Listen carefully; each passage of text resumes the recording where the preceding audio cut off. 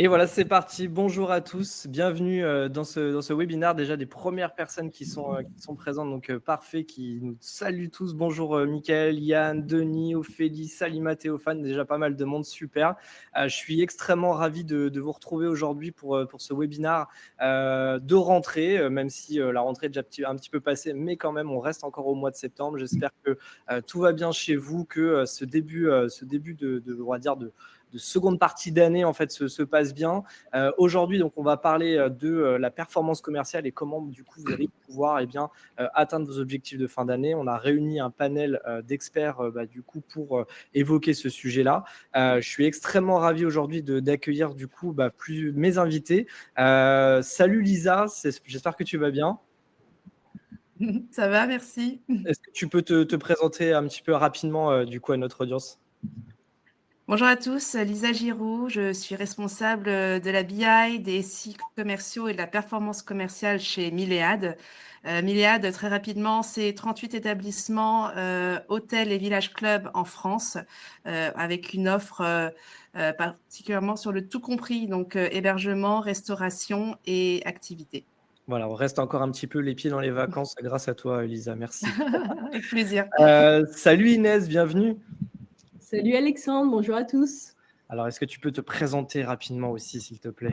Oui, bien sûr. Alors, de mon côté, Inès Sancelot, je suis Sales Manager chez HubSpot depuis bientôt 7 ans. Et au quotidien, mon rôle consiste simplement à accompagner mes équipes commerciales à atteindre leurs objectifs. Pour ceux qui ne connaissent pas HubSpot, nous sommes une entreprise CRM. Très bien, parfait. Et donc, on a aussi deux messieurs. Salut Pierre, bienvenue. Salut Alexandre. Alors, est-ce que tu peux te présenter aussi et nous présenter Aircall? Oui, alors Pierre Azaïs et je suis directeur commercial chez Aircall. Et Aircall, c'est un logiciel de téléphonie cloud pour les entreprises, pour des sujets commerciaux, entre autres. Super. Et enfin, Adrien, c'est mon local de l'étape, puisque nous, évidemment, Idea Agency, on est basé à Lyon. Et j'ai trouvé un Lyonnais dans les rues. Je me suis dit, tiens, salut Adrien, tu as l'air de faire des trucs super sympas à nous partager. Et je suis extrêmement ravi de te retrouver aujourd'hui. Est-ce que tu peux te présenter? Oui, salut Alexandre et bonjour à tous. Adrien, effectivement, je suis lyonnais, CEO et cofondateur d'Objo, en charge de la stratégie marketing et des partenariats. Et pour ceux qui ne connaissent pas Objo, c'est une plateforme SaaS qui dynamise les performances commerciales de vos équipes avec une approche ludique et engageante. Super, donc pile dans le sujet et plein de choses intéressantes à nous raconter, Adrien. Merci beaucoup. Voilà, donc le contexte de ce webinaire, évidemment, vous le connaissez aujourd'hui. On est dans une situation un petit peu particulière, déjà instable depuis quelques temps. Et effectivement, beaucoup de responsables commerciaux avec qui on discute régulièrement nous font remonter en fait différents sujets, différents points de douleur qu'ils peuvent rencontrer au quotidien. Et on s'est dit, tiens, ça serait intéressant effectivement d'aller chercher un petit peu des nouveaux conseils, des choses intéressantes en fait à évoquer autour de la performance commerciale. La fin d'année va être extrêmement importante pour beaucoup d'entreprises qui cherchent effectivement à continuer leur développement, à accroître leur part de marché et à accélérer leurs ventes. Et donc, voilà, l'idée, c'était d'aujourd'hui se dire comment on peut justement vous aider, vous accompagner dans cette démarche-là, comment on peut vous offrir quelques conseils. Et donc, ce qui est intéressant, c'est qu'on a pu réunir à la fois des personnes qui, au quotidien, effectivement, animent des équipes commerciales ou proposent aussi des solutions qui vont permettre à vos équipes commerciales d'être plus engagées, plus performantes. Et puis, extrêmement aussi content d'accueillir Lisa, du coup, avec qui on travaille du coup depuis maintenant quelques mois sur justement toute la mise en place en fait de sa stratégie. Enfin, pas sa stratégie, mais en tout cas des outils et des enjeux en fait commerciaux au sein de Milléade. Pour ceux qui ne connaissent pas Idea Agency, donc on est une entreprise lyonnaise, on est basé à Limonest, donc dans la région lyonnaise, et on accompagne donc les entreprises dans leur transformation digitale et expérience client en étant du coup un intégrateur HubSpot. Donc on travaille autour de la technologie et du CRM HubSpot, mais aussi d'autres solutions annexes qui vont venir se connecter en fait à HubSpot pour pouvoir justement permettre aux équipes et notamment commerciales d'accélérer leurs ventes et d'atteindre leurs objectifs. Voilà, donc on accompagne plus de 200 entreprises aujourd'hui dans cette transformation-là. On a un événement qui se tient chaque année à Lyon qui s'appelle Expérience Z. Donc, si jamais vous êtes dans la région, n'hésitez pas aussi à venir. Donc, c'est tous les ans au mois de juin. Et on réunit aussi tous des panels d'experts justement pour vous aider, vous accompagner dans cette démarche-là. Donc, le contexte, on le connaît. situation économique, politique, géopolitique, voilà, beaucoup de choses aujourd'hui autour de nous qui sont bouleversantes. Aussi, une arrivée de l'IA, on en parlera un petit peu avec nos invités, qui va aussi modifier un petit peu les différentes approches, qui va aussi nous donner pas mal de choses intéressantes pour justement permettre aux équipes d'être plus performantes. Et donc, je vais tout de suite commencer en fait avec cette masterclass donc, qu'on vous offre ce matin.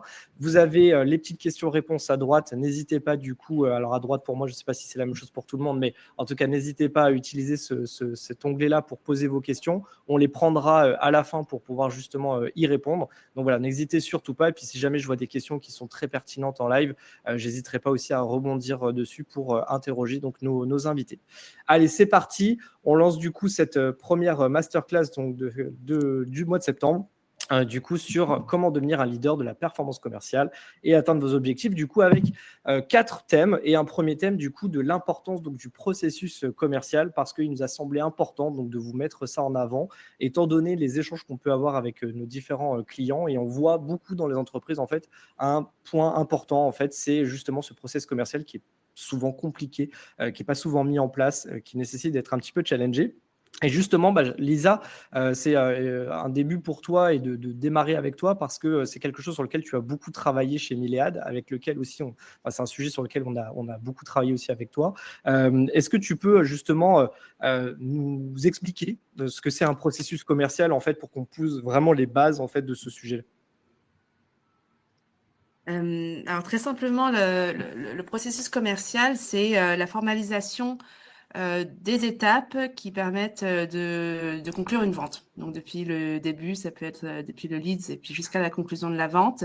Et elle permet d'organiser l'ensemble des parties prenantes autour de cet objectif, sachant que comme les équipes deviennent de plus en plus grandes et complexes, c'est d'autant plus important d'organiser et de formaliser ce processus commercial.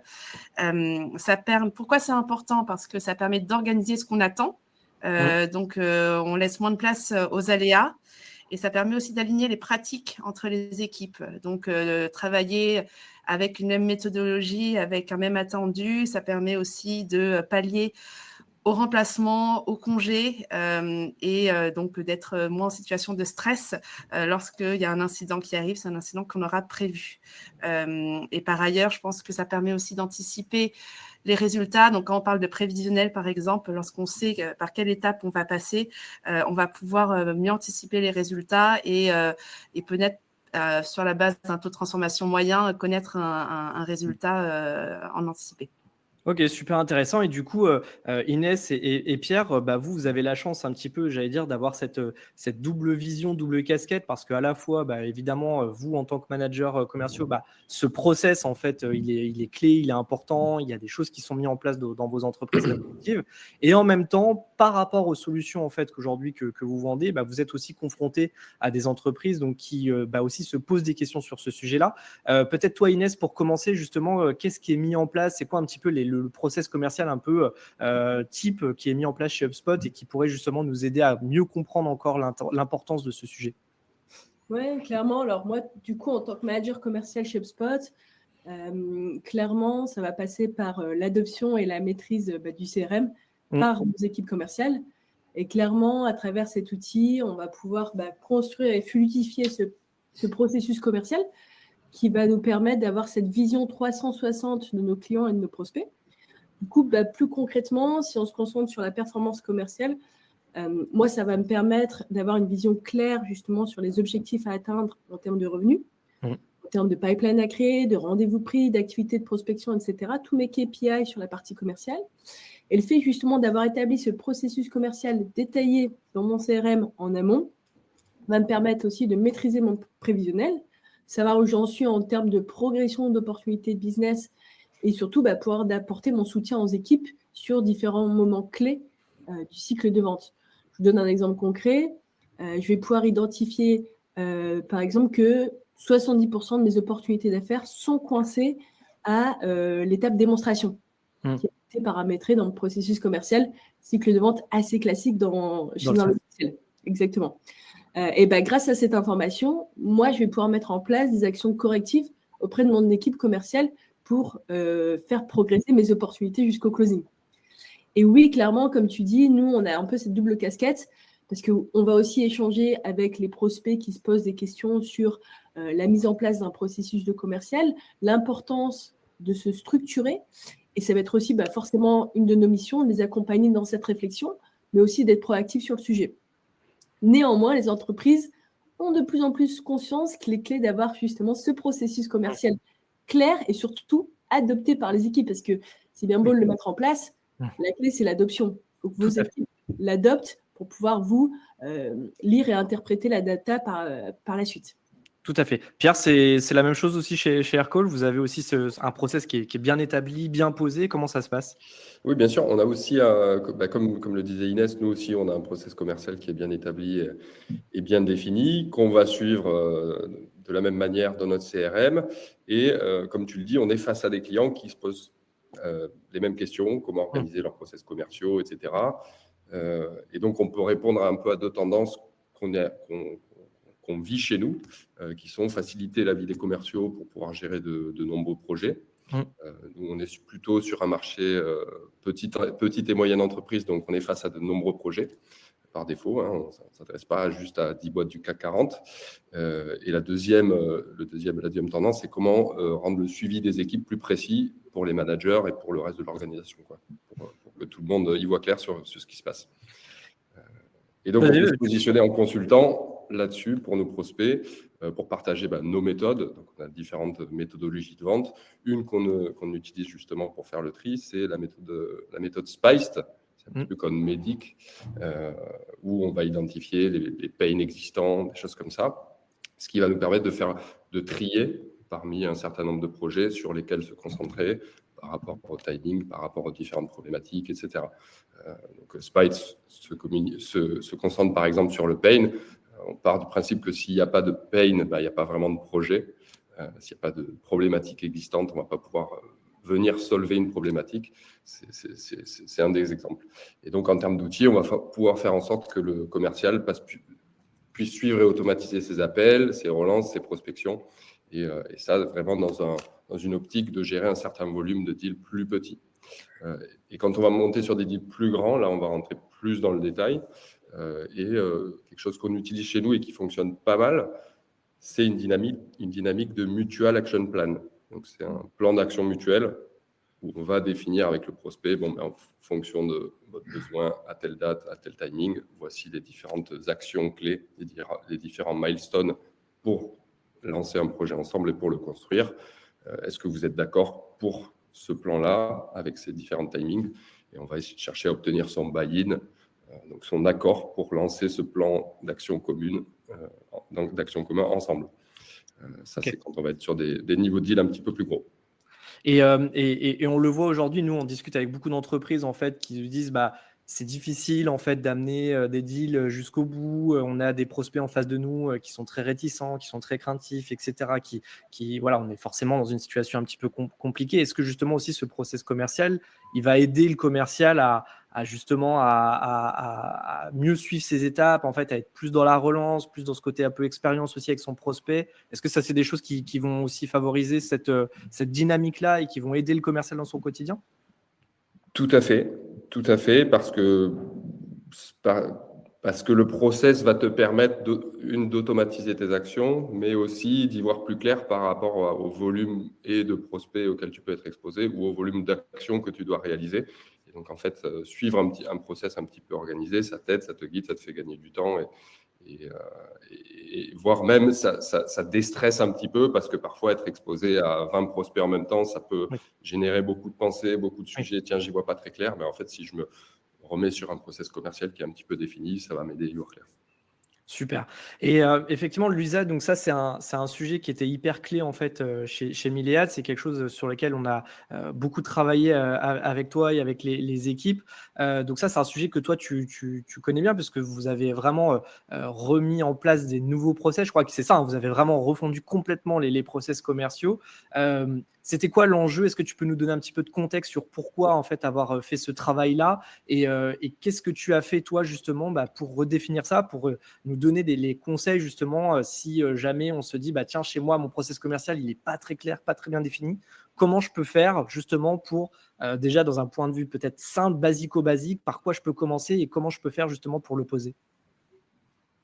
Alors, il y a des moments plus ou moins opportuns pour réviser les process commerciaux. Chez Milléade, le changement de CRM, ça a été un excellent moment pour réviser ces processus parce que ça a permis de réunir l'ensemble des équipes autour d'un projet commun. Donc, nous, ça a été un bon catalyseur pour nous. Donc, ça permet aussi de se dire on va changer d'environnement qui est un peu plus structuré, ou en tout cas structuré différemment. Donc, il faut qu'on se pose pour réfléchir à comment on va s'organiser pour conclure des ventes et comment cet outil va nous aider à conclure des ventes. Je pense que le conseil numéro 1, on revient vraiment au basique, c'est l'écoute active. Donc, l'écoute active de tous les métiers, tous les intervenants qui interviennent sur la chaîne, à travers soit des interviews un peu plus formelles ou en fonction de l'organisation des échanges plus informels où on va pouvoir écouter les signaux faibles. Et écrire un processus réel. C'est-à-dire que souvent, on se projette, on voudrait un processus idéal où on coche toutes les cases, mais il faut bien garder en tête les contraintes du réel, les forces des équipes et là où il faut qu'on s'améliore un peu. Et puis aller chercher aussi la validation de la direction pour que ça soit un projet embarqué par tous. Parce qu'écrire un process dans un coin, c'est facile. Le faire vivre ensuite et le faire... voilà, c'est autre chose. Donc, il y a l'écoute active, mais aussi le challenge. Savoir challenger... en bonne intelligence, en s'appuyant sur des bonnes pratiques que chacun a pu expérimenter par le passé, et aussi en s'appuyant sur une tierce partie. Donc, par exemple, dans ce cas-là, l'appui d'IDEA a été d'une grande aide avec des consultants qui ont eu de l'expérience avec des clients un peu similaires et qui apportent aussi un œil neuf.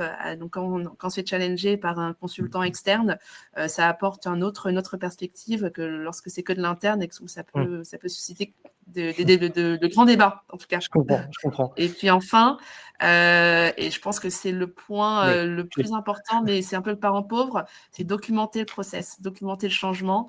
Il y a du turnover, on change d'avis, on ajuste. C'est hyper important de documenter, écrire les modifications pour qu'il y ait un document unique qui fasse référence à ce processus. Super intéressant. Et ça rejoint un petit peu ce que tu disais aussi, Inès, auparavant, embarquer les équipes, voilà, la conduite du changement, ça c'est quelque chose qui est clé en fait dans la réussite de la mise en place de ce processus commercial. Et Lisa, tu as tout à fait raison aussi. On voit effectivement dans les populations commerciales aussi, il y a pas mal de turnover dans les entreprises. Donc si tu n'as pas documenté ce process, quand un nouveau commercial arrive, bah, évidemment, ça peut être un peu compliqué pour lui et la mise en place en fait du processus, elle peut être un peu plus laborieuse, quoi. Donc la documentation est assez clé. Et c'est vrai que à ce propos, donc c'est ça aussi le point intéressant de ce webinaire. Après le live, donc vous recevrez du coup un template. On a établi en fait un template justement pour vous aider à poser en fait ce processus commercial. Donc voilà, n'hésitez pas à regarder un petit peu dans vos mails avec le replay qui vous sera envoyé. On aura du coup le plaisir de vous offrir ce template là qui est accessible sur une plateforme qui s'appelle Miro, qui vous permet de faire des choses intéressantes de brainstorming si vous ne connaissez pas, ou en version PDF si jamais vous avez pas envie d'aller sur Miro. Mais en tout cas, c'est très important, effectivement, comme l'a dit Lisa, de vraiment documenter. Vous avez tout un guide avec du coup ce template-là, donc n'hésitez surtout pas à l'utiliser pour poser un petit peu les bases. Justement, je voulais poser un petit peu la question du coup à notre audience, si jamais vous avez quelques secondes pour y répondre. Est-ce que vous pensez du coup avoir un processus suffisamment clair et fluide au sein de votre organisation? N'hésitez pas à répondre à ce petit questionnaire là en quelques secondes. Ça nous permettra aussi de juger un petit peu si par rapport à ce sujet-là, vous êtes à l'aise ou pas. Donc voilà, je vous laisse, je ne sais pas si ça marche, si vous le voyez en live, mais voilà, n'hésitez pas à y répondre pour nous donner quelques indications. Bon, je ne sais pas si les gens le voient parce que j'ai pas de réponse, mais bon, c'est pas très grave.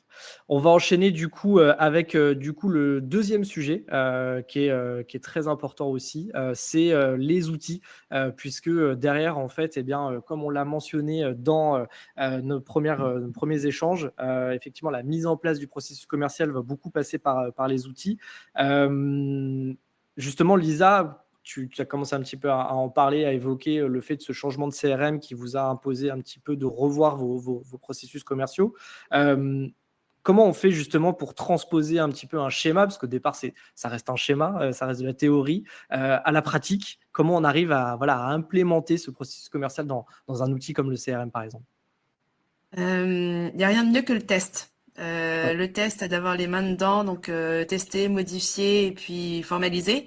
Souvent, cette période de test, elle arrive du coup en bout de projet et donc elle devient, on la réduit parce qu'il faut lancer le projet à une certaine date, mais elle est tellement importante de se laisser du temps et du buffer pour faire ces tests, parce que c'est là où on se confronte à la réalité et on voit qu'il y a certainement des choses qu'on a oubliées. Il faut aussi on parlait d'embarquer les équipes, donc c'est embarquer les équipes et les managers, surtout les managers qui doivent s'approprier l'outil et le connaître quasiment mieux que quiconque, en tout cas sur leur métier. Et c'est eux ensuite qui vont être les ambassadeurs auprès des équipes. Donc hyper important. On parle aussi de formation. Chez Milléad, on a décidé on savait que l'accompagnement et la formation, c'était clé pour réussir cette transformation. Et donc, on a fait une formation en entonnoir, donc partir, c'est quoi un CRM, repartir de la base, et puis ensuite aller vers les métiers, puis ensuite faire des formations par, on va dire, groupe de niveau, c'est un peu tendance en ce moment, et puis jusqu'à aller à la formation individuelle sur des utilisateurs qui ont besoin d'un peu plus de temps et d'accompagnement pour transformer l'essai. Et donc, pour lancer ce nouveau CRM, on a également organisé des calls quotidiens sur la première semaine. Donc, vraiment, on se connecte tous les soirs à 17h pour un quart d'heure ou 20 minutes, juste pour savoir, pour sentir comment ça va, s'il y a des points d'alerte. S'il n'y a rien, en 5 minutes, on se dit au revoir, à demain. Donc, on a fait ça durant la première semaine. Et puis, sur le premier mois, puis le premier mois, une fois par semaine, jusqu'à ce qu'il n'y ait plus de questions, où on sente que les gens soient à l'aise. Et puis là, on va faire un refresh 1 à 2 fois par an pour aussi intégrer les nouveaux et puis faire le suivi sur les évolutions. Et Pierre, du coup, les outils, alors est-ce que le processus commercial, il y a beaucoup de choses effectivement qui vont être attrait en fait à la vie du commercial, à son quotidien, et aussi en tant que directeur responsable commercial, et aussi tout un enjeu derrière, on en reparlera, de reporting, de suivi, d'analyse, etc. Si on devait faire un petit peu justement pour accompagner ces équipes commerciales aujourd'hui, il y a pléthore d'outils. Si on faisait un peu la toolbox parfaite ou pas, je ne sais pas, mais en tout cas du commercial moderne de 2024, tu mettrais quoi dedans et pourquoi en fait? Alors, t'es coupé, je ne sais pas si tu as ton son qui est coupé. Hop, c'est Voilà. mieux. Oui, comme tu dis, Alexandre, il y a plein d'outils, il y a pléthore d'outils. Moi, je mettrais trois grandes catégories, 3 piliers, et après, on peut en choisir plusieurs. Premier pilier, c'est la data. Quelle est la data dont tu disposes? Le deuxième, c'est l'automatisation intelligente. Et le troisième, c'est l'humain. Oui. Pour enfoncer une porte ouverte, mais c'est quand même la réalité et la base. Dans la data, tu vas avoir des outils comme Aircall ou HubSpot ou d'autres ou des outils de prospection qui vont te permettre d'identifier, d'avoir une grande quantité de données sur ton marché adressable, sur les prospects que tu souhaites adresser ou sur les clients qui sont déjà chez toi ou sur les prospects à qui tu parles, etc. Tu as besoin de ça. J'en parlais au début, dans une dynamique de volume, de vouloir contractualiser avec un grand nombre de clients, tu as besoin d'une grande quantité de données. Donc, évidemment qu'un CRM va être une grosse base de données pour tout ça, mais tu peux faire appel à tout un tas d'outils de prospection qui vont aller scanner des données du marché. Aircall va te permettre d'avoir toutes les données de tes échanges de voix, les données des appels, de la retranscription, etc. Donc ça va être hyper intéressant pour aller voir tout l'historique de la relation avec un prospect ou un client. Sur l'automatisation, Aircall et d'autres vont être des outils d'automatisation. Tu as tout un tas de sujets d'automatisation dans le CRM pour envoyer des cadences de prospection, pour envoyer des templates d'email. Toute la partie signature de devis, contrat, voilà, tous les enjeux en fait. Voilà, tout ça est synchronisé autour d'un CRM. Avec Aircall, on a une fonction qui s'appelle click to dial, donc ça te permet, tu cliques sur un numéro, ça appelle directement. Effectivement, comme tu disais, on a tout un cycle automatisé d'envoi de contrats, d'envoi de devis, etc. Et tout ça est synchronisé et s'automatise. Donc ça évite des heures et des heures de travail administratif pour les commerciaux, pour l'équipe commerciale. Donc c'est vraiment l'automatisation. Et le dernier point, c'est la relation humaine authentique, parce qu'in fine, la tech facilite, mais ça reste l'humain qui convainc et qui donc facilite le cycle de vente. Donc on parle bien d'un mix entre technologie intuitive et automatisée et soft skills. Il faut, au final, avec Aircall et d'autres, tu peux avoir des super outils et tu peux avoir un petit peu une Formule 1 d'outillage commercial, mais ensuite il te faut les pilotes, il faut les humains aux commandes. Et Inès, on le voit à la fois effectivement l'expérience avec Lisa, mais aussi ce que dit Pierre, et ça on le constate encore une fois tous les jours, la partie CRM reste quand même la pierre angulaire en fait de cette performance commerciale, de ce processus commercial. On rencontre encore beaucoup d'entreprises, moi ça m'étonne toujours, mais c'est quand même aujourd'hui la réalité, qui sont pas équipées, qui sont avec encore des tableurs Excel ou qui sont avec des CRM qui sont pas adaptés du coup à leur marché ou à leurs besoins, etc.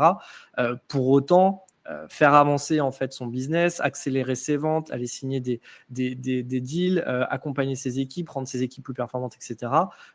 Nécessite en fait cet outil quand même, j'allais dire basique, commun, mais en tout cas qui est clé dans cette performance. Et bon, j'imagine effectivement avec ce que tu vas nous dire en travaillant chez HubSpot, mais concrètement en fait aujourd'hui, en quoi le CRM va jouer la clé importante en fait de cette performance commerciale?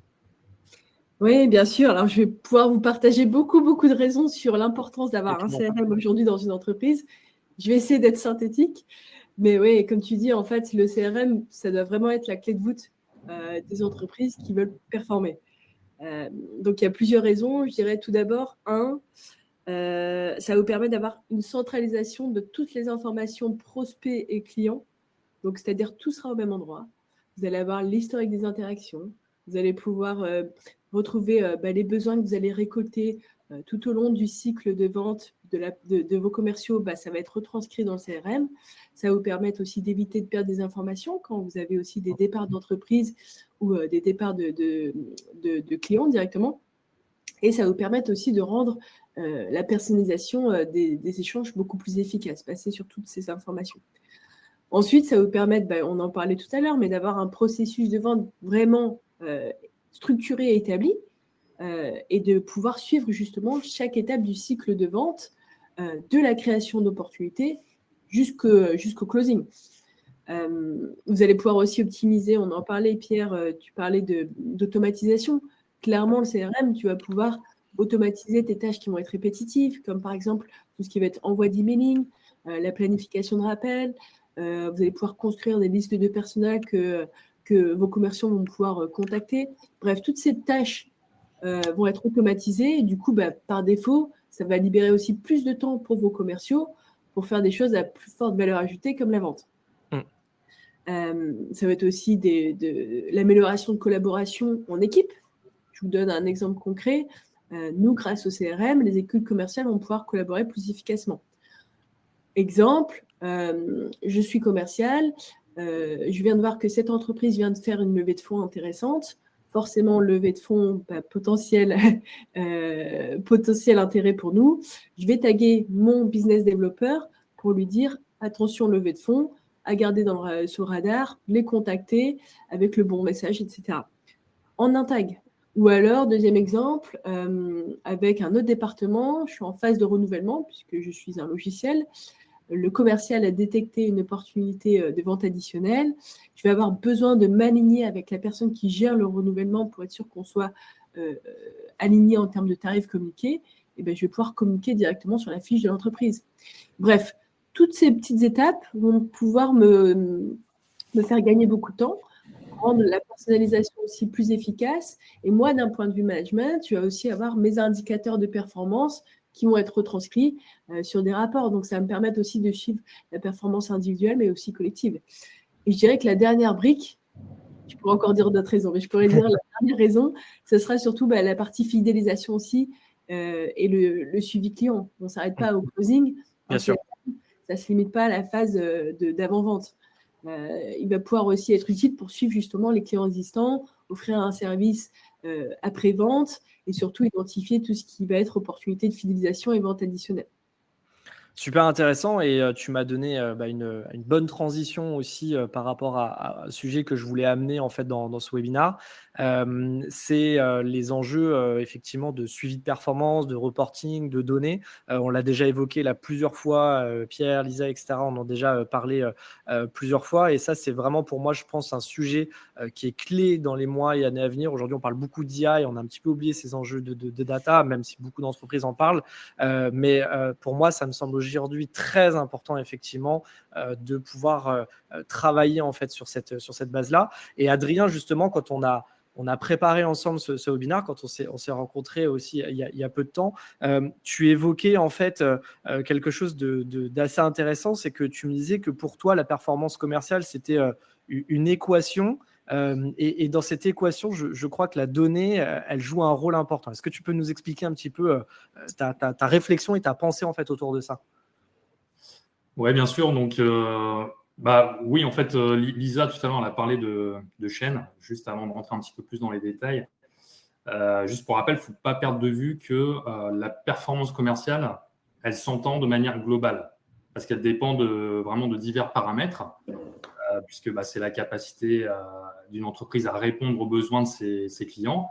Et donc, ça dépend forcément de son positionnement, de la qualité de ses prestations, de la relation client. Bref, il y a divers services qui y participent. On l'assimile beaucoup au service commercial, bien sûr, parce que c'est la locomotive de la performance commerciale, mais pas que. Voilà, juste un petit rappel. Je l'aperçois effectivement comme une équation dans laquelle on peut retrouver différents facteurs. On en a déjà un petit peu parlé juste avant, avec des éléments qui sont interconnectés et qui, quand ils sont maîtrisés, vraiment permettent d'optimiser les résultats commerciaux. Donc, moi, tel que je la vois, d'un point de vue vraiment purement personnel, c'est tout d'abord l'efficacité des processus commerciaux. On l'a introduit tout à l'heure, c'est-à-dire avoir des processus qui soient les plus structurés possibles, automatisés, alignés sur la stratégie de l'entreprise pour, comme disait Lisa, maximiser les opportunités et aligner tout le monde. Et ça inclut la gestion des leads, le pipe, la rationalisation du site de vente et notamment l'utilisation d'outils CRM comme HubSpot dont on parlait. Ensuite, il y a pour moi la qualité des équipes de vente et du management. Donc là, ça fait écho à ce que disait Pierre sur l'humain, qui est, de mon point de vue, parfois très souvent négligé. Et j'aime beaucoup la comparaison avec la Formule 1 que tu as faite. C'est clair qu'une équipe bien formée et en plus une équipe motivée, c'est un facteur clé de succès. Si je connais bien mon offre, si je connais bien mon marché, les points douleurs de mes clients, et du coup, toutes les solutions que je peux lui apporter pour y répondre, je maximise forcément mes chances de réussite. Et si en plus de ça, j'ai des managers qui se mettent vraiment dans cette posture de coach pour faire monter en compétence les équipes, là, c'est hyper game changer. Donc ça, c'est la deuxième composante de l'équation telle que je la vois. Et puis la troisième composante, et pas des moindres, c'est la data et les outils, où là, la pertinence des données, aujourd'hui, c'est un élément critique. On est dans une ère où la donnée, elle est clairement au cœur de la prise de décision. Et ça inclut à la fois les données en lien avec le marché, les performances historiques de l'entreprise, évidemment les performances en cours versus les objectifs qu'on se fixe, et puis les prévisions aussi, qui facilitent la gestion des risques et l'anticipation. Donc, il y a des outils qui nous permettent d'apprendre plein de choses. On disait tout à l'heure avec HubSpot, on arrive à savoir quand reprendre contact avec un prospect, par exemple. Et ça, c'est génial parce que ça fait gagner de la productivité au commercial. Donc, ça fait partie de cette équation de la performance commerciale. Il y a des outils comme Aircall qui permettent d'analyser les conversations téléphoniques pour ensuite réadapter son approche et améliorer ses calls. Donc, ces données, elles nous permettent vraiment d'adapter en fait nos comportements en personnalisant davantage notre approche. Et la dernière composante que je mets dans cette équation, c'est l'agilité, parce que pour moi, une entreprise doit être capable d'ajuster assez rapidement sa stratégie commerciale en fonction justement des données qu'elle analyse. Et voilà, elle doit être en mesure de réagir forcément aux évolutions de son marché et de s'adapter aux nouvelles opportunités qu'elle identifie. Par rapport à ce que dit Adrien, Inès, aujourd'hui, quand toi en tant que sales manager, voilà, tous les responsables commerciaux aujourd'hui doivent être à l'aise en fait avec cette donnée. En fait, enfin, aujourd'hui, elle est clé. En fait, tu peux pas avancer et en même temps, c'est aussi un super facteur pour accélérer certaines choses, pour prendre des bonnes décisions, comme le disait Adrien. Et si aujourd'hui tu es responsable commercial, tu as une équipe, c'est compliqué quand même de passer à côté de ce sujet-là. Oui, clairement, comme le disait Adrien, aujourd'hui, la data fait partie de mon quotidien. Oui. Je vais passer pas mal de temps à faire parler la data, à l'interpréter, et ça va clairement m'aider dans l'optimisation de la performance commerciale au quotidien. Je vais te donner un exemple. Aujourd'hui, un de nos KPI, ça va être la création de pipeline. Donc, par exemple, chaque commercial va devoir créer l'équivalent de 24 pipelines par mois, ce qui représente en moyenne 19 opportunités commerciales par mois, grosso modo. Et du coup, on va avoir des tableaux de bord qui vont nous permettre de remonter cette data et de la traquer. Et moi, d'un point de vue, par exemple, opérationnel, si je veux soutenir mes équipes commerciales à détecter plus de pipelines, je peux moi-même créer des rapports pour les aider à prospecter sur certaines thématiques. Je vais vous donner notre dernier play de prospection en date. J'ai fait parler la data sur 2024 et on a grosso modo plus de 50% de notre revenu qui vient de projets CRM. Donc, j'ai tiré des listes de personas à travers le CRM qui sont des prospects qui ont un rôle justement dans la vente. Ça peut être des directeurs, directrices de vente, des head of sales, etc., qui n'ont pas été contactés depuis plus de 3 mois, qui sont présents dans le CRM, qui ont un numéro de téléphone renseigné. En moyenne, tu as environ, je dis une bêtise, mais 200 prospects qui vont ressortir par commercial, ce qui donne déjà pas mal de matière à prospecter. Et du coup, moi, de mon côté, concrètement, en tant que manager, je vais utiliser cette donnée aussi bien du coup pour le prévisionnel, mais aussi pour l'optimisation aussi de processus. Grâce à la data qui va être renseignée en fait par mes équipes dans le CRM, je vais pouvoir aussi prendre des décisions stratégiques afin d'atteindre aussi les objectifs commerciaux. Je vais donner un autre exemple à travers la data. J'ai pu observer une légère baisse du taux de conversion entre Q1 et Q2. Et le fait d'avoir justement la data renseignée dans l'outil, ça m'a permis de mettre le doigt sur les éléments qui ont fait baisser notre taux de conversion. Et suite à ça, j'ai pu mettre en place des ateliers avec les équipes pour travailler sur certains sujets et de remonter ce taux sur Q3. Donc, clairement, la data fait partie de notre quotidien. Tous les jours, de la data, etc. Super intéressant. Et du coup, Pierre, toi, de ton côté, assez rapidement, c'est quoi les indicateurs principaux que tu suis en tant que directeur commercial et comment tu t'en sers pour faire progresser tes équipes? Alors, il y a plusieurs indicateurs, mais pour faire simple et pour t'en citer un principal, ça va être le niveau d'activité. Comme je le disais un peu plus tôt, sur un segment de marché où on est face à du volume, il y a un certain niveau d'activité recommandé par commercial pour aller faire son chiffre. Et grosso modo, ce qu'on se rend compte, c'est si tu n'es pas en contact fréquent avec ton prospect, le deal peut ne pas avancer. C'est assez basique, mais c'est ça. Et donc ça, multiplié par un grand nombre de prospects, ça demande un certain volume d'activité. Donc, ça va être du nombre de calls, du nombre de rendez-vous, du nombre de cadences commerciales envoyées, etc. Et ces mêmes calls, on va pouvoir les taguer, si c'est des calls de prospection, si c'est des calls de suivi, etc. Et donc, tout ça va pouvoir créer une grande base de données. On va pouvoir faire pas mal d'analytics et d'analyse de données là-dessus. Ce qu'on se rend compte, c'est que ça permet de facilement comprendre des patterns qui marchent et des patterns qui marchent moins. Si on a quelqu'un qui est en sous-performance, on va regarder un petit peu le niveau d'activité. On va lui dire, tiens, c'est vrai que ton niveau d'activité, peut-être, il a baissé. Ou regarde, il y a ça qui est un petit peu bas ou il y a ça qui est fait de cette manière alors qu'on voit que les autres le font d'une manière différente.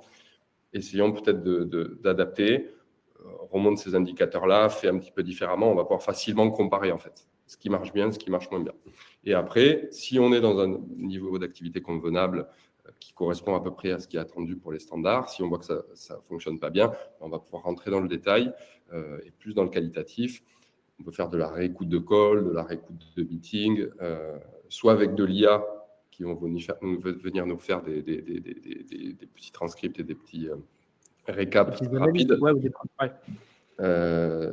des résumés, soit en faisant de la réécoute des calls en entier. Et là, on va rentrer dans une dynamique un peu plus coaching, comme l'évoquait Adrien. C'est vrai que nous, avec les agendas qu'on a, on n'a pas de grosses phases de coaching qui sont définies dans la semaine, mais on fait plutôt du coaching one-to-one sur certains calls, soit des calls qui fonctionnent bien, soit des calls problématiques. Super. Lisa, mon petit doigt me dit que les sujets de données, c'est quelque chose qui te parle beaucoup. Je vois dans ton intitulé de poste responsable BI. La BI, évidemment, c'est au cœur de ce sujet-là. Est-ce que tu peux nous expliquer comment ça se passe justement dans les entreprises comme Iliad, le rôle de la donnée, comment tu t'en sers et comment tu le mets surtout à disposition des équipes et à quelles équipes aussi tu le mets à disposition? Quand on parle de BI, on pense souvent à l'output, donc à l'outil de visualisation, au reporting. Mais le point central, c'est la donnée. Et donc, pour construire l'outil de visualisation, les dashboards intéressants, il faut d'abord avoir une donnée fiable, donc à la fois quali et quanti. Ça se travaille à travers des systèmes fiables et aussi à travers des process. Donc, on demande aux équipes, on leur montre qu'est-ce qu'on attend en fait en termes de data. Et donc le croisement des données, parce que je pense que ce qui est intéressant, c'est de croiser la donnée qui vient de la téléphonie avec le CRM, en passant par des données marché, nous par rapport à des prix pratiqués par la concurrence. Voilà, on va avoir différentes sources de données et c'est le croisement de ces données fiables qui fait qu'on arrive à un reporting intéressant, à la fois pour les équipes et puis côté direction. Moi, l'une de mes missions chez Iliad, c'est d'accompagner les managers pour leur transmettre une donnée fiable, mais aussi les aider à construire des tableaux de bord pertinents, donc qui vont répondre à leurs besoins quotidiens ou alors trimestriels, lorsqu'on veut plutôt faire le bilan. Donc, construire le cadre pour ensuite leur permettre de travailler dans ce cadre et de mettre à disposition ces tableaux de bord à leurs équipes. Je pense qu'il y a encore beaucoup d'organisations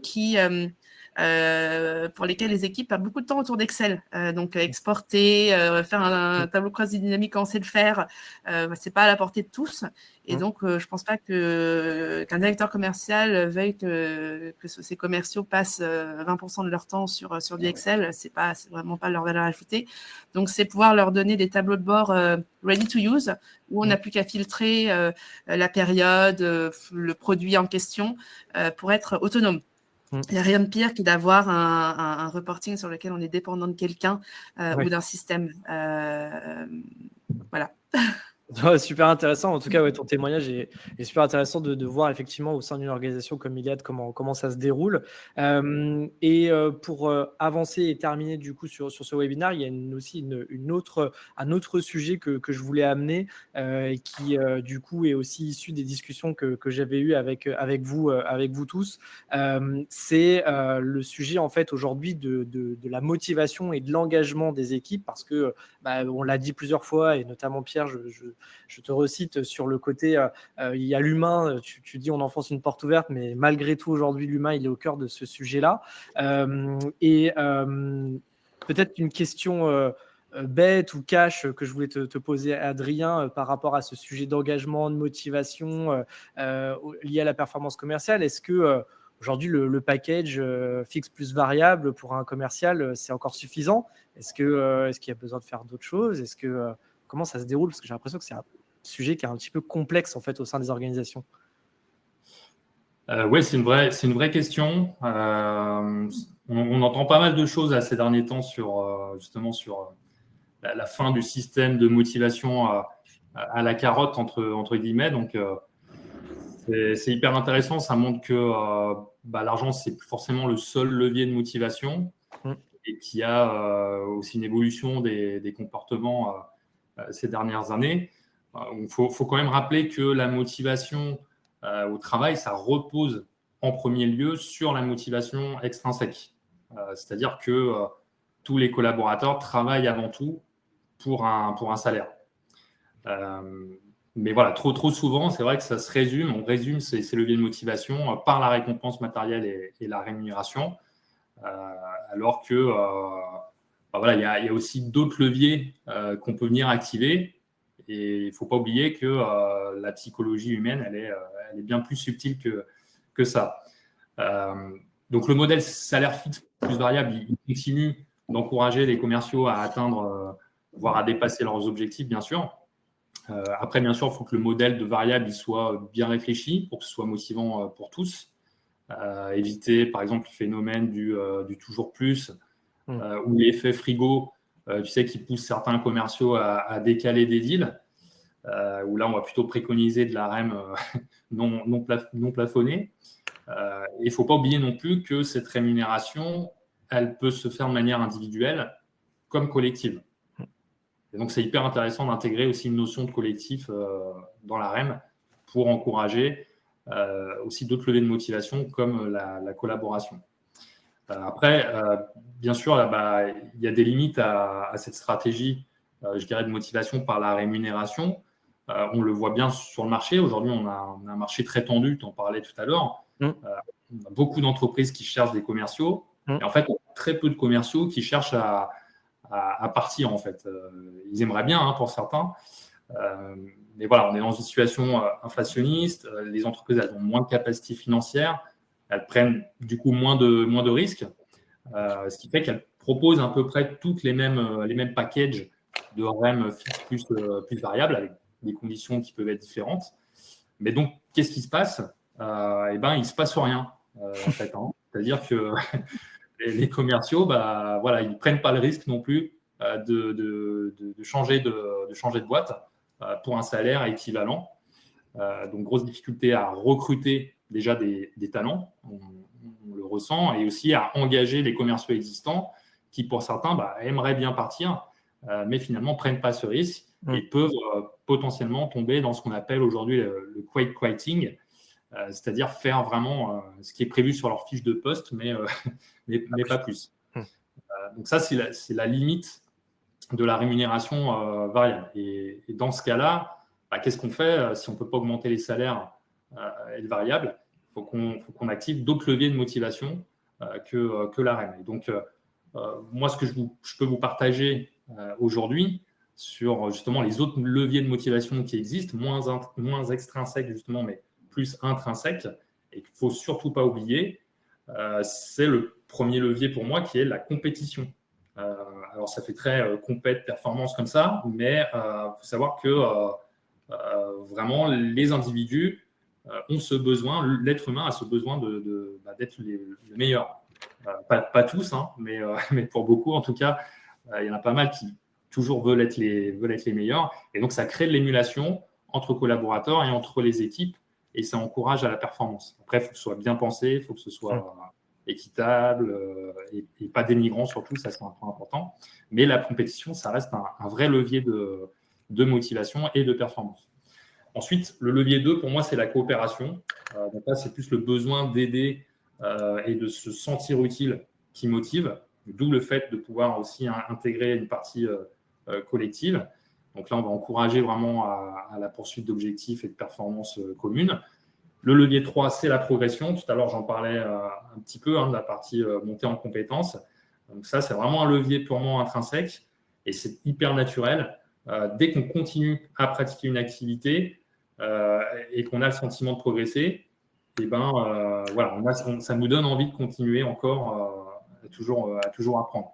Et à l'inverse, si on ne progresse pas, on va avoir un peu l'effet de bore-out.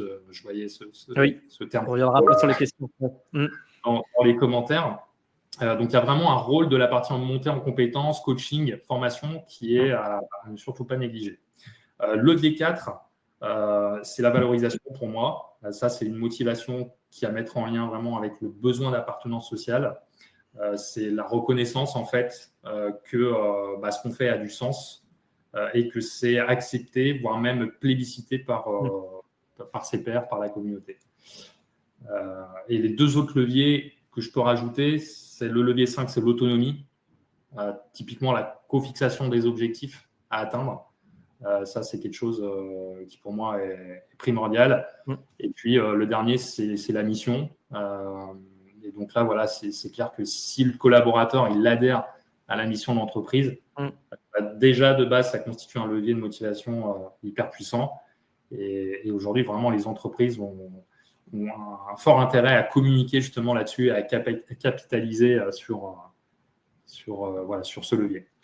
Et donc aujourd'hui, dans les nouveaux leviers aussi pour mettre en place en fait tout ce que tu dis, et ça c'est intéressant à ce que vous faites avec Objo, c'est de gamifier justement donc cet enjeu-là pour permettre en fait aux équipes d'atteindre en fait ce que tu cites. Oui, tout à fait. Oui, tu posais la question de savoir ce qu'on faisait.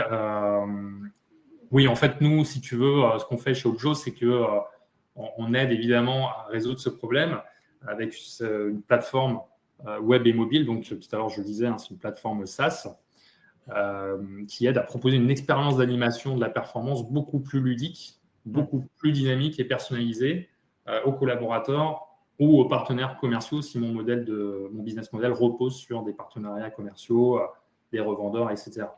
Le but, évidemment, c'est de les engager, de les motiver dans la durée en actionnant différents leviers de motivation qui s'appuient sur des mécaniques de gamification. Donc, c'est un terme un peu barbare comme ça. Et pour ceux qui ne connaissent pas, c'est des mécaniques qu'on retrouve habituellement dans les jeux, qu'on vient utiliser, nous, pour engager et guider les collaborateurs vers le succès dans un contexte professionnel. Okay. Et bien activé, ça génère des résultats. Et voilà, ça permet d'augmenter la performance commerciale. Et l'engagement des équipes, super. Justement, Inès, c'est un sujet du coup qu'on évoquait dans la préparation tous les deux. C'est un truc aussi auquel tu tiens beaucoup. Tu parlais de la formation des équipes, l'accompagnement des équipes. Adrien en a parlé, la montée en compétences, la progression. Ça, c'est un sujet qui est clé chez HubSpot. Ouais, c'est clé, la formation. En fait, on a deux pans à ce niveau-là. On a aussi une partie feedback qui est important, comme l'évoquait Adrien. Pour nous, c'est vraiment un élément clé pour la progression et la motivation de l'équipe. On va vraiment donner des retours réguliers. Je prends l'exemple de tout à l'heure. Pierre, tu l'évoquais aussi. Nous aussi, on utilise un outil qui enregistre tous les appels. Donc, par exemple, moi, une fois par semaine, je vais partager du feedback auprès du commercial sur un appel que j'ai écouté pour sa montée en puissance. Mais on va aussi faire des sessions collectives en équipe où on va écouter un moment clé du cycle de vente d'un appel qui a eu lieu dans la semaine. Ça peut être la négo, ça peut être un moment clé sur la partie découverte du besoin, ça peut être le rétro-planning mutuel, etc. Et en fait, l'équipe va partager son feedback. Donc, ça va vous permettre, de créer de la cohésion aussi, c'est important pour la motivation, mais aussi de se tirer vers le haut. On est on est des commerciaux, on a des objectifs individuels, mais on ne fonctionne pas tout seul. C'est important de fonctionner en équipe. Après, il est aussi important de personnaliser ce feedback. Attention, chaque membre de l'équipe va avoir des forces et des axes de développement différents. Donc, il faut vraiment adapter ses retours en fonction de la personnalité, mais aussi des objectifs pro de chacun. Donc, ça, c'est un premier pan. Et bien sûr, le feedback est mutuel. Moi, j'incite aussi mon équipe à me donner régulièrement des retours constructifs. Et ensuite, tu parlais de formation. Concernant la formation, ça va être encore une fois en fonction des projets ou des objectifs de carrière de chacun. On va identifier des compétences à développer. Et du coup, nous, on va proposer en tant que manager des formations, des ateliers en lien avec les besoins qu'on a identifiés de nos commerciaux. Par exemple, je rebondis sur mon exemple de tout à l'heure où je parlais justement de la baisse de notre taux de conversion entre Q1 et Q2. Du coup, sans rentrer dans les détails, mais du coup, suite à ça, on a fait des ateliers spécialisés retour sur investissement auprès de nos prospects pour justement optimiser cette partie où on était peut-être un peu plus léger parfois. Donc, on monte en puissance sur le sujet. Après, bien sûr, il y a aussi des aspects de mentorat, de coaching interne pour monter en compétence sur des sujets plus long terme. Ok. Et Lisa, pour conclure et avant de passer aux questions de notre heure, j'ai vu qu'il y avait pas mal de questions super intéressantes, donc ça va être un bon petit débat aussi juste après. Je voulais revenir sur une des presque une des premières choses que tu m'as dit quand on a échangé ensemble la première fois, et qui rejoint beaucoup ce qu'a dit Adrien, mais aussi Inès à l'instant. Il y a un enjeu fort en fait dans la performance commerciale, dans la mise en place de ces processus, et tu en as déjà un petit peu parlé aussi. C'est la notion de la culture d'entreprise. En fait, il faut que toute l'entreprise soit tournée en fait vers cet enjeu-là pour que ça fonctionne. C'est ça l'idée? C'est plus le fait de prendre en compte la culture d'entreprise, Ok. quelle qu'elle soit. Ah d'accord. Ok. En fait, la culture d'entreprise, elle va se construire collectivement. Ok. Ne se dicte pas, hein, même si on érige des valeurs, finalement, c'est le collectif qui la construit. Et je pense que dans tout projet, que ce soit la mise en place d'un outil ou autre, c'est hyper important de prendre le temps de la comprendre et de voir quelle est la dynamique collective, notamment pour prendre des décisions. Vous allez avoir des organisations qui sont top-down, donc ça redescend et puis boum, ça applique et puis voilà, ça marche dans ce sens. Et puis il y a des organisations plus horizontales où on va être plutôt dans la recherche de consensus, où c'est important d'écouter, d'être beaucoup plus collaboratif. Et finalement, la décision se prend ensemble. Et si on fait pas attention à ça, en fait, à l'organisation, à la dynamique collective, bah, du coup, on peut se planter.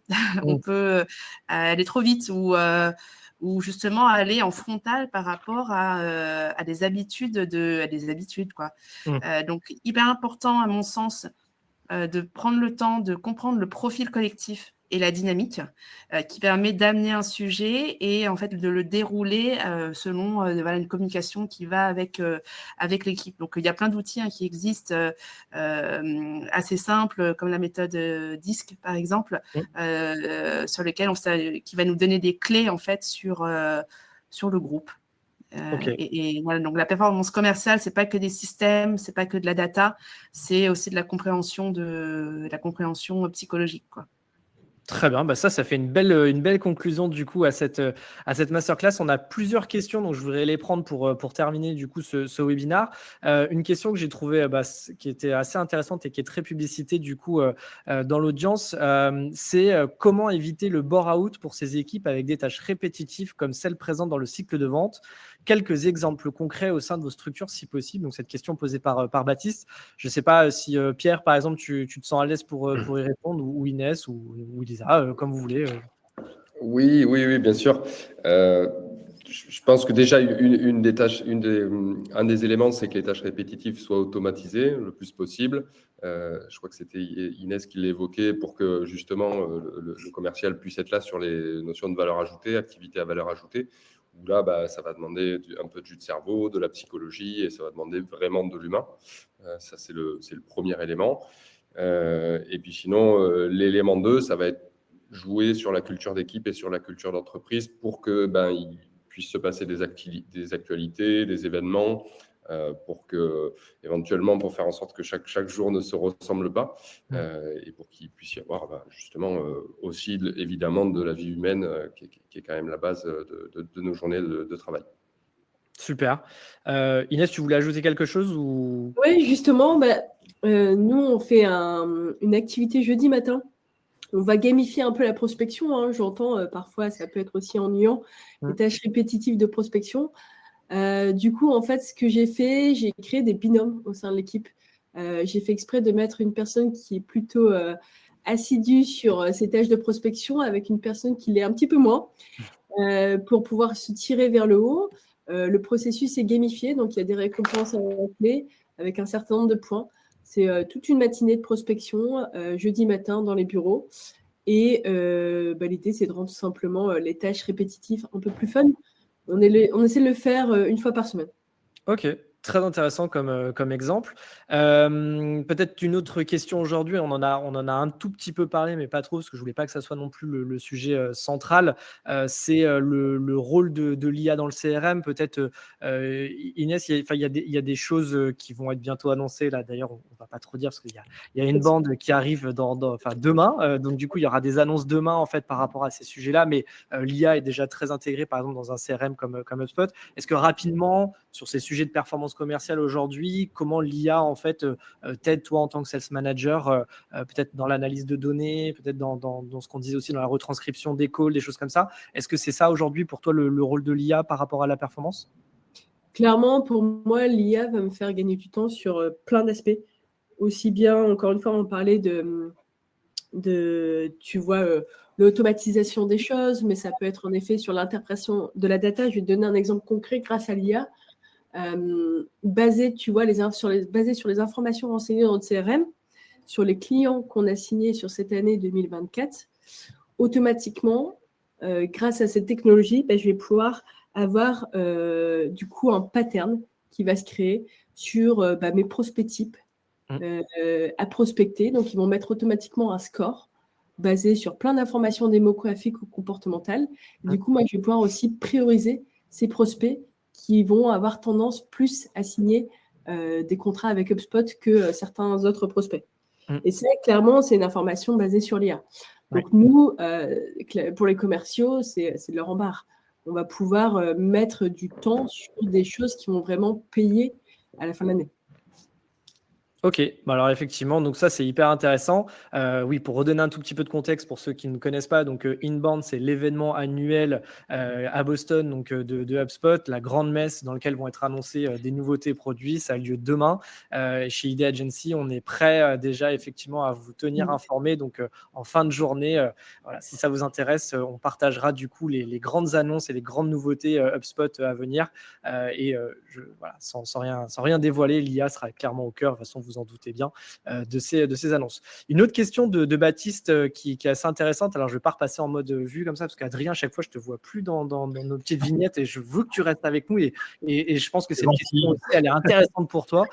C'est variable sur performance personnelle, VS d'équipe, VS d'entreprise. Ça, c'est une vraie question aussi que j'entends régulièrement. On se pose beaucoup la question aujourd'hui. Tu disais économiquement, c'est compliqué aujourd'hui pour les boîtes. Donner du variable, peut-être on pourrait imaginer peut-être des variables personnelles dans un premier temps et peut-être des boosters, des choses en plus par rapport à l'équipe et par rapport à l'entreprise. C'est quoi un peu ta vision sur ce sujet? Bien sûr. Alors, il y a plein de solutions à évoquer.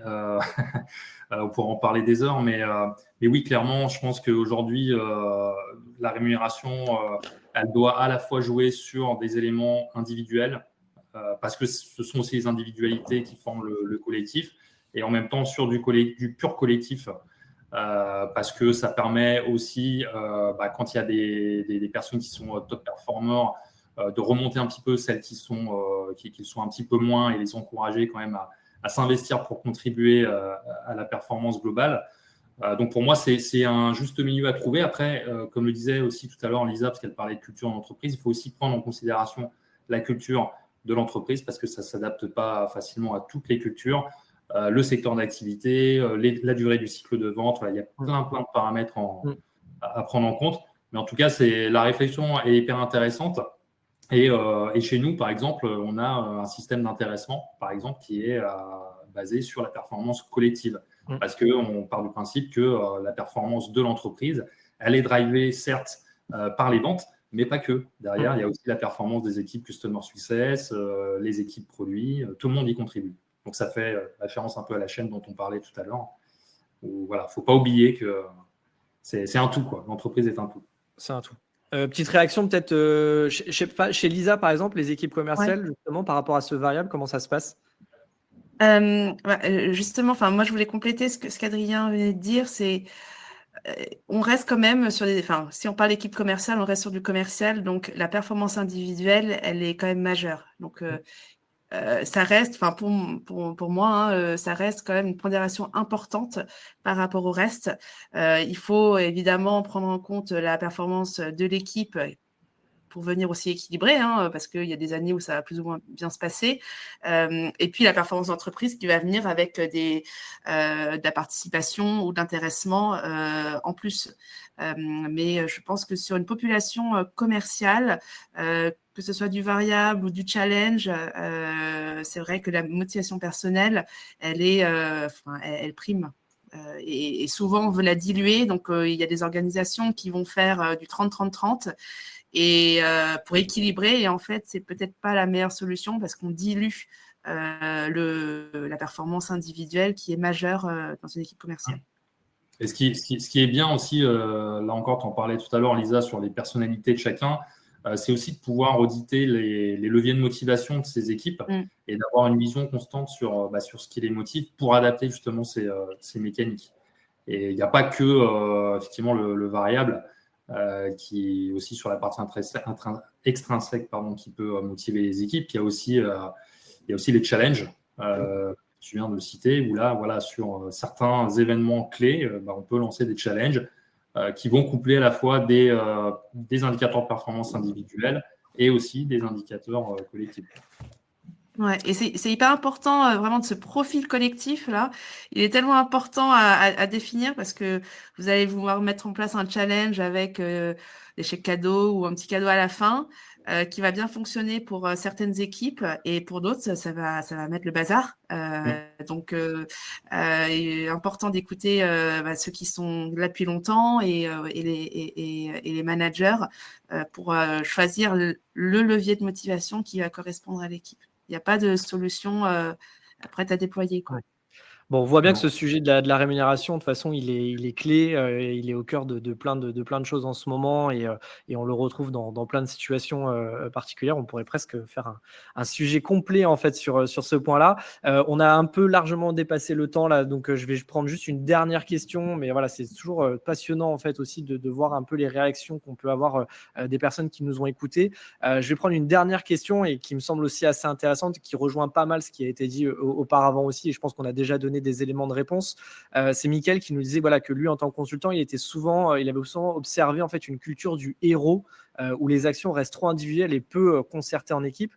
Inès, toi, tu as donné des premiers éléments de réponse avec ces enjeux, comme tu disais, par exemple, ce que tu vas mettre en place jeudi, donc de faire travailler les gens ensemble, le côté feedback collectif. On l'a évoqué là à l'instant aussi avec Adrien et Lisa, du coup, sur cet enjeu justement d'équipe. Peut-être toi, Pierre, je te donne cette question aussi pour te permettre de réagir. Le côté justement héros, le côté je suis le commercial, c'est moi qui peut-être il apporte les résultats, etc. Comment on arrive un petit peu à sortir de ça et à donner un peu une dynamique collective dans cette performance? C'est vrai que ça peut être un vrai défi parce que souvent les commerciaux ont ce profil-là. Les commerciaux, c'est plutôt des profils qui vont être assez sensibles humainement dans tous les sens du terme et donc qui vont être à même de beaucoup donner sur de la performance individuelle. Et donc, il y a un vrai défi de trouver à la fois des perspectives communes d'équipe, mais aussi recruter des profils qui puissent être complémentaires. Et je te donne un exemple. Par exemple, on voit parfois dans certaines entreprises des profils qui sont très, très individualistes, très performants, mais très individualistes. Ça peut parfois être painful pour l'organisation parce qu'en fait, on n'a plus de collaboration et c'est des gens qui travaillent de manière isolée. Donc, on va essayer d'éviter d'avoir des éléments qui en viennent à cet extrême-là et à la fois valoriser la performance individuelle parce que c'est essentiel, c'est le driver souvent de chacun, mais garder des éléments communs, des éléments de collaboration et des occasions de collaborer parce que c'est absolument essentiel pour que le collectif tire toutes les individualités vers le haut. Super, écoutez, merci énormément à tous les quatre d'avoir donné tous ces conseils, tous ces insights hyper pertinents. Franchement, j'espère qu'on a donné en tout cas des réponses aux personnes qui se posaient des questions. Merci à tous ceux qui étaient présents ce matin. On a dépassé le temps, mais c'est un sujet qui est tellement passionnant. Je pense qu'il y avait encore des heures et des heures de choses à raconter sur ces enjeux-là. Merci beaucoup Lisa, Inès, Pierre, Adrien. Franchement, c'était vraiment top. Si jamais vous avez envie de les contacter, on vous mettra leurs coordonnées du coup dans les mails de suivi. Comme on vous le disait aussi, petit template, donc processus commercial qu'on vous enverra donc juste après. Accès au replay aussi si vous voulez repasser certains moments. Merci beaucoup Laurent, Francesca, Yann d'avoir été parmi nous. Et puis je vous donne rendez-vous très bientôt. On a d'autres sujets qui vont arriver prochainement donc sur ces enjeux très globaux liés à évidemment la performance commerciale, commercial, mais pas que. Il y a plein d'autres sujets. On a aussi un autre webinaire sur la prospection que vous pouvez revivre, qu'on avait fait au printemps dernier, aussi très pertinent si vous posez des questions sur la partie vraiment pure prospection. Je vous invite à aller voir le replay. Il y avait pas mal d'insights aussi intéressants sur ce sujet-là. Et voilà, et en tout cas, je suis extrêmement ravi de vous avoir reçu aujourd'hui. À très bientôt. Et puis, encore une fois, merci à nos experts d'être venus là. Et je vous dis aussi à vous très, très bientôt. Merci Merci, Alexandre. au Merci revoir. Alexandre. Au revoir. Bonne journée. Bonne journée.